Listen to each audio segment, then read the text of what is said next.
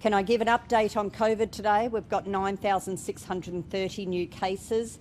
3,419 of those are rapid antigen test registration. So again, thank you to Queenslanders for continuing to register when they take a test and get a positive result at home. It's really important you make sure you're getting that information into our register as well.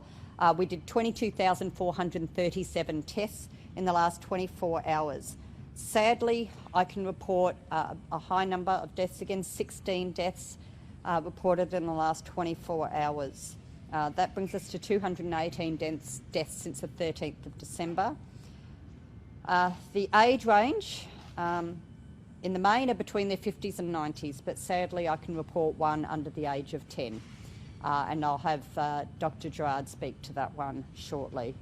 But it is sad to see those deaths, and certainly of a young person.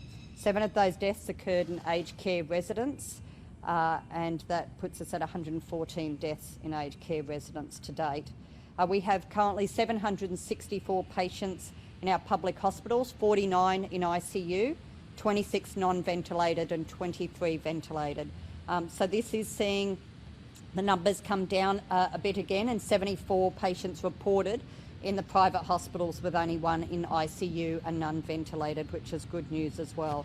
So we're seeing those numbers come down slowly, but what I want to say is that we will continue to ensure that our hospitals are prepared and planning. I have visited Logan Hospital yesterday, Redcliffe Hospital last week, as well as the Gold Coast, and the new triage portable buildings are being installed both at Redcliffe and Logan as well. We know that these new buildings are really helping to help with triaging of COVID patients, but also the flow off our ambulance services.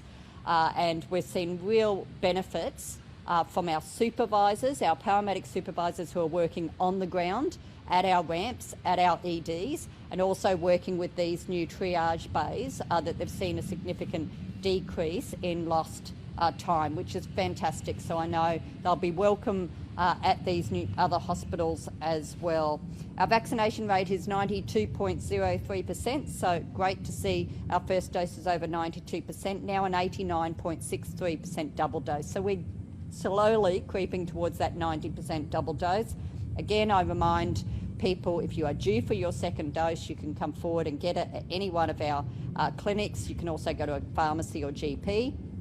If you are someone who had COVID recently and you were due for your second dose, when your symptoms have gone and you are healthy again, you can come forward and get your second jab.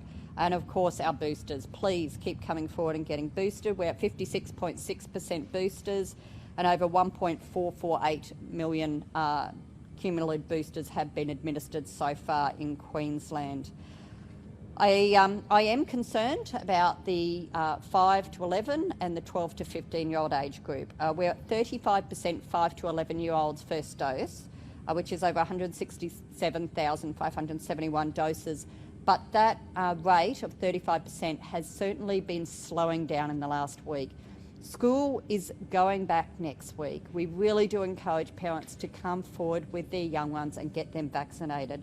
And again, our 12 to 15-year-old, our doses at 75.5 first dose and 67.54% double dose.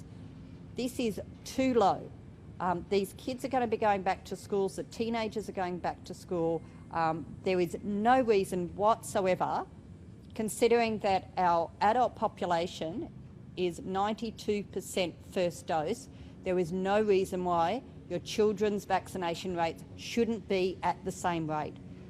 There is so much opportunity to walk in, to book in, to go to a pharmacy, to go to a GP or go to a public vaccination clinic. There is absolutely no reason to wait.